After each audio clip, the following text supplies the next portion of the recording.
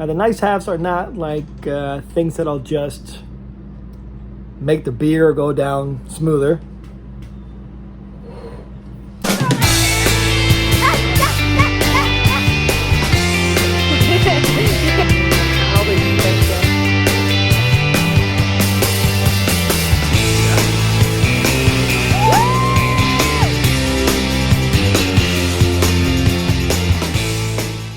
This is a quick list on all the must-haves and nice-haves for the RV. Now, the nice-haves are not like things that'll just make the beer go down smoother. It is more of these things can make your life a heck of a lot easier when you're on the road. So, a must-have: insurance. 3 weeks after we were camping, just 3 weeks, we needed a tow. My RV needed a tow. The truck needed a tow. We did not have the right insurance. It ended up being very costly for us. For the RV and the truck, by the way, the RV insurance, sometimes they don't cover your lifestyle. So for example, we're doing cross country, as you can see behind us. We're going cross country, well, a little tiny portion of the country so far, but at least Progressive does what we need it to do because we're going cross country, but not everybody does. So you want to keep an eye on the one that you do get. I believe Good Sam does good stuff out there. Good Sam does good stuff. Anyway, also the truck. Is this going to pull it? Is this going to be enough? Yeah, you want to get those questions answered. You want to have the right truck. We were going about 30 miles an hour. I have a feeling that was way too fast. So we were hitting around 266 degrees Fahrenheit.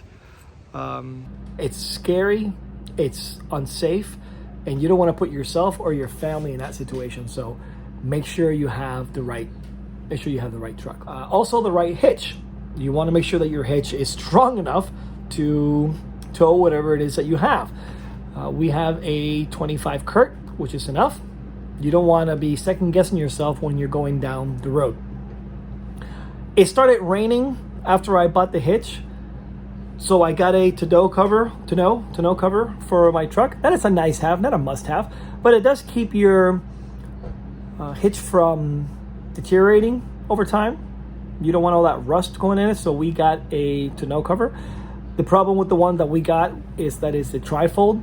It's great on price, gets the job done, but every time I need it, I have to do the trifold thing, and I forgot this, gotta open it back up, and then, okay, now close it back up. Oh, wait, now open it back up. So it's this back and forth, which can be a little annoying after a little bit of time. It just happens. Not a big deal, but if I knew then what I know now, maybe I would have gotten the slide.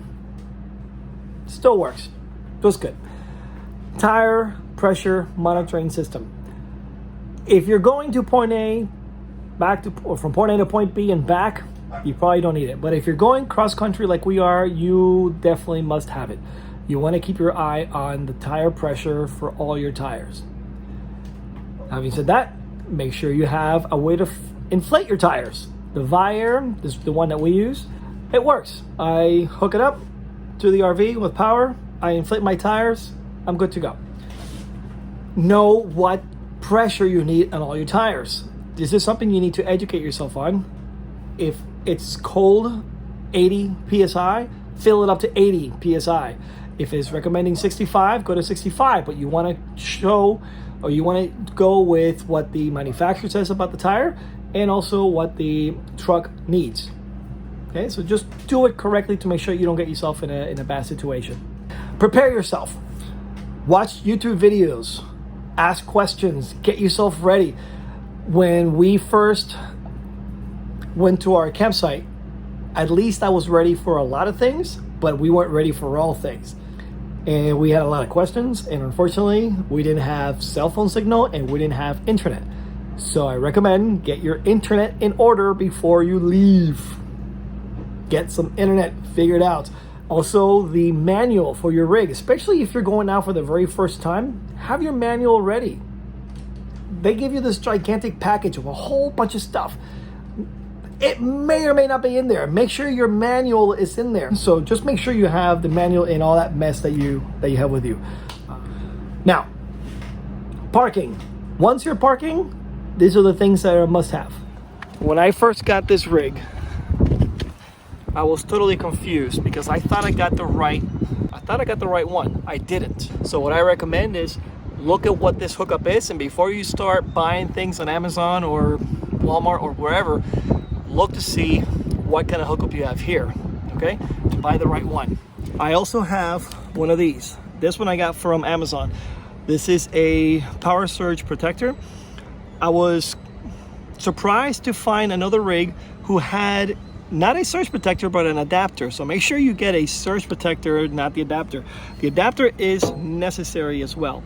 For example, this rig takes 50 amps, but I may be at a site that only takes 30 amps. Right now, let's see if I can hold it here. Right now, I do have a 50 amp, but sometimes they only have a 30 amp surge protector. Don't do without it. You don't want a surge to happen in your camp and ended up frying all your electronics inside. Another thing is the water.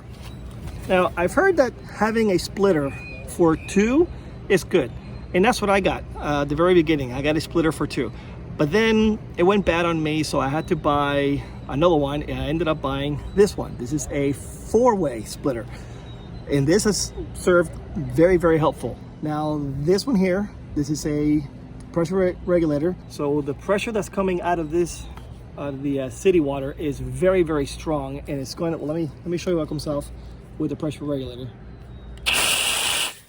Okay, this is pretty strong, but without it, I can open it. Oh, okay, that pressure right there will end up ruining some of your piping inside the RV, so you do not want that. You want to put this pressure regulator, okay? Also, when you have the water coming out of the city, sometimes it's clean, sometimes it's not, so you want to have a water filter, but this water filter will be ruined if you don't have a pressure regulator, so I recommend you get both of these, okay? Now, this will go into my RV, and it'll filter it once. According to my wife, this is not enough. Water coming in from the city, which is enough for me, but my wife says that the water is just not clean enough. So she goes through it in a Berkey, cleans out the water. You're able to have clean drinking water no matter where you are. Septic sewer hoses. Now these are the Rhinos. I have 2 tanks in my RV, so I use a Y connector.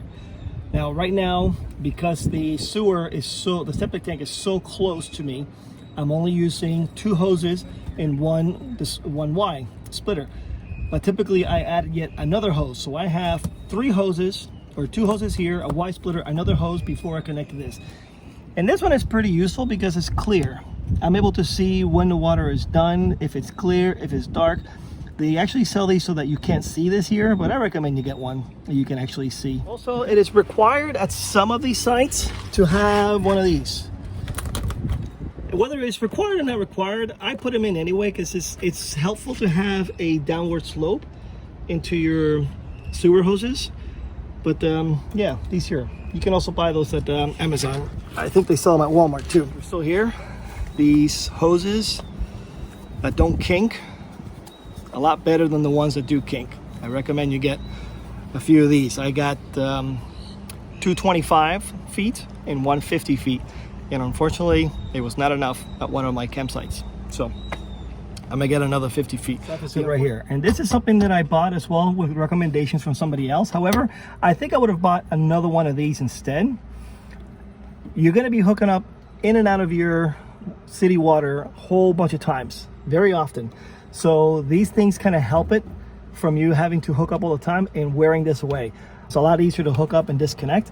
Very beneficial. I wish I had 2. Well, I think this is a must-have, but you can put this in as a nice to have.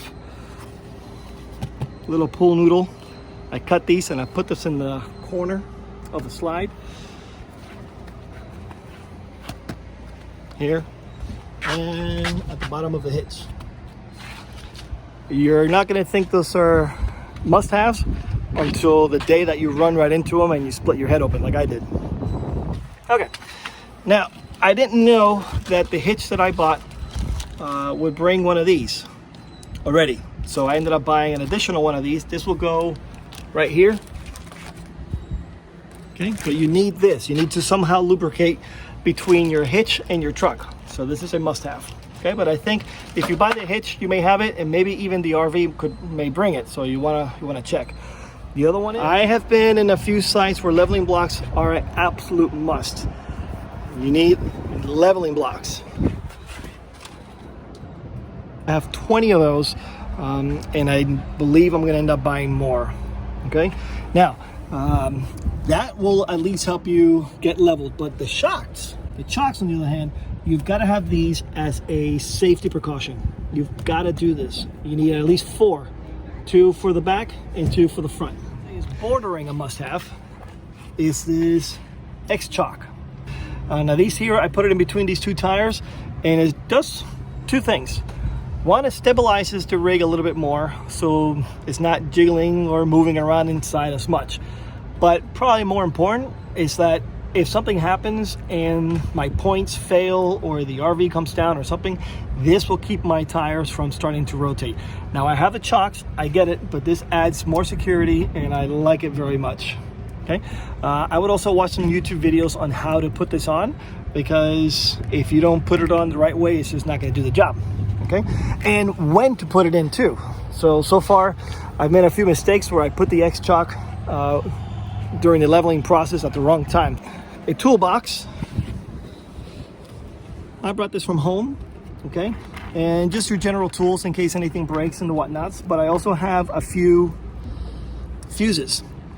I haven't had to change any fuses yet, but I do understand that those fuses do go out every once in a while. I know these will fit in my RV, so what I would do if I were you is check which kind of fuses yours needs, and either buy a box full of them or just a few of each one. If you have a pet, know that the restriction is on all these places, you gotta have a leash. And my dog's getting excited thinking that it's going out. Another one is flashlights. When you're doing these things at night, you want some kind of flashlights.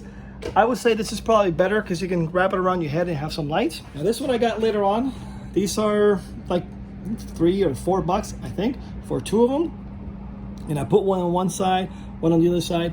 This helps me know whether the rig is still level. So sometimes you may think you're leveled because you went through the process of leveling, but you're not. So it helps.